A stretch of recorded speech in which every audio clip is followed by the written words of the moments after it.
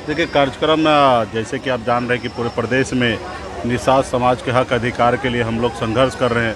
उसी तरीके से हमारे निषाद के 22 कुरी है, बीन बेलदार नुनिया मला सभी एक प्लेटफॉर्म पे है, एक ही छत के नीचे हैं और सभी ने अपने आने वाले बच्चे का भविष्य के लिए, आने वाले कल के लिए मजबूती से सभी संगठन में काम कर रहे हैं। और जिस तरीके से पॉलिटिकल पार्टी में जिस तरीके से हम लोगों ने संघर्ष करके एक मुकाम को हासिल किया, और आपने देखा कि जो उन लोगों ने जिन लोगों ने 75 साल से हमारे लोगों को दबा के अपने पैरों तले रखा था, उनको हजम नहीं हुआ कि एक मछली मारने वाले का बेटा, एक मल्लाह का बेटा आज बिहार प्रदेश में सरकार चला रहे हैं, टिकट बांट रहे, तो वो उनको परेशानी हुआ। और उसको लेके उन्होंने देखिए कि किस तरीके से जो सरकार हमने बनाया, जो सरकार में मुख्यमंत्री हमने बनाया, शायद उस रोज़ अगर मैं समर्थन नहीं देता तो आज बिहार के मुख्यमंत्री नीतीश कुमार मुख्यमंत्री नहीं बनते।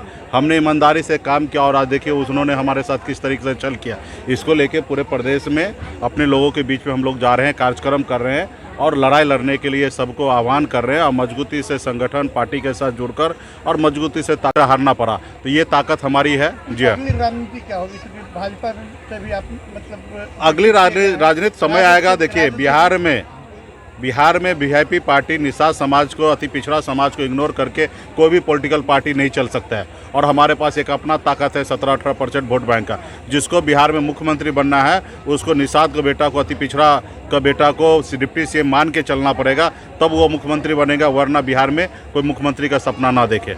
जी, अभी जो ताजा राजनीतिक घटनाक्रम आपके साथ व्यक्तिगत रूप से हुए चुनाव के बाद अब तक, जैसे तेजस्वी जी के सभा से आपको निकलना पड़ा था, जी जी, और मंत्रिमंडल से भी निकलना पड़ा, जी जी, तो क्या लगता है कौन देखेगा आपके समाज को? आने वाले समय अपना समाज जो भी है 75 साल से पहले तो किसी ने नहीं देखा, खुद अपने दम पे खड़ा होकर लड़ाई लड़कर और बिहार में अपनी वजूद को कायम किए। और आने वाले समय में भी खुद की लड़ाई खुद को ही लड़ना पड़ेगा, कोई हमें साथ देने के लिए नहीं आ रहे हैं, ना हम अपने ताकत पे आने वाले समय में कामयाबी हासिल करेंगे। आपकी नजदीकी राजद से देखी जा रही है, क्या अगला चुनाव राजद के साथ भी आप? वो समय आएगा चुनाव का, तब देखा जाएगा। अभी दोस्ती यारी तो सबसे है और सबसे मिलना जुलना है। बिहार के 12 करोड़ जनता के बीच में जा रहे हैं, हर किसी के बीच में अपनी बात को रख रहे हैं मजबूती से। अभी हमने झारखंड में भी पार्टी को कल हमने लॉन्च तो 3 मार्च में किया, कल वहाँ पे भी प्रदेश कमेटी का गठन किया।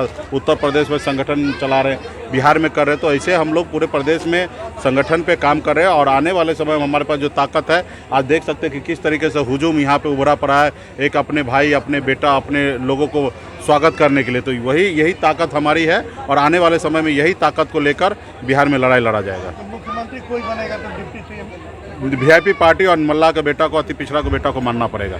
धन्यवाद। साथ हुआ नहीं हुआ, इसको लेकर क्या कहेंगे? खुद भाजपा में भी इसका विरोध हो रहा है। निश्चित तौर पे केंद्र सरकार का नीति सही नहीं है। एक तो पहले जाने अनजाने में अपने दोस्त लोगों को हजारों लाखों करोड़ रुपए आप लोन दे देते बेगर किसी गारंटी का, और फिर वो पैसा नहीं दे पाता तो उसको राइट अप कर देते। 17 लाख करोड़ रुपया आपने उनको माफ़ कर दिया। वो माफ़ किसका पैसा था? वो किसी गरीब का, किसान का पैसा था, किसी सरकारी नौकरी में करने वाले लोगों का पैसा था। अब उस आदमी उसको पैसा बैंक में कैसे पहुंचना है? तो वो हिंदुस्तान में पहली बार ऐसा हो रहा है कि आटा पे टैक्स लग रहा है, चावल पे टैक्स लग रहा है, कपड़े पे टैक्स लग रहा है। तो ये मोदी जी का नीति है। लोगों ने तो घर घर मोदी जी को, हर हर मोदी घर घर मोदी कहा था। ये थोड़े कहा था कि हर घर में आप टैक्स खाने के रूप में या कपड़े के रूप में, चावल के रूप में, आटा के रूप में, दही के रूप में, छाछ के रूप में आप पहुंचा दीजिएगा हमारे घर पे। वो तो आपको स्वागत करने के लिए एक अति पिछड़ा का बेटा, देश में पिछड़ा का बेटा प्रधानमंत्री बन रहा था। लोगों में हुजूम था, एक उम्मीद था कि हमारे बहुत सारे समस्या को दूर करना है, लेकिन उनको क्या पता था कि उनके घर में ही आप जीएसटी के रूप में पहुंचा देंगे और बड़े बड़े उद्योगपति को कर्ज माफ़ करेंगे और उसका बर्डन जो है, वजन जो है वो गरीब जनता के ऊपर पड़ने वाला है।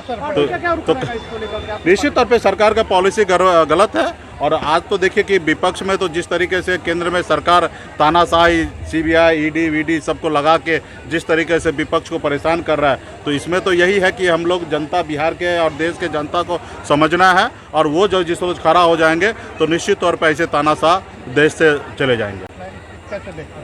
ये सब चीज़ें तो देश में ऐसे घटना होते रहता है और इस पर तो भारत सरकार हो या केंद्र सरकार, राज्य सरकार हो, इस पर गंभीर है और ऐसे जगह पे जांच की जा रही है और ऐसे दोषी लोगों को पकड़ के जेल भेजा जाएगा। कुछ पार्टियां राजनीति का आरोप लगा रही है कि ये सब तो होते रहेगा। ठीक है, धन्यवाद।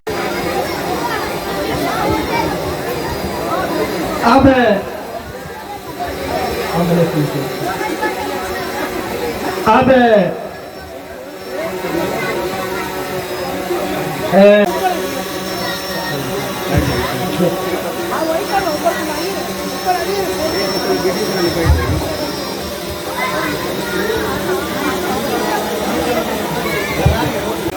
माननीय मुकेश सहनी आपके सामने उपस्थित हो गए हैं, इसलिए मैं सभी बंधुओं से कहना चाहूंगा कि आप मंच पे आएं और उपस्थित हो जाएं।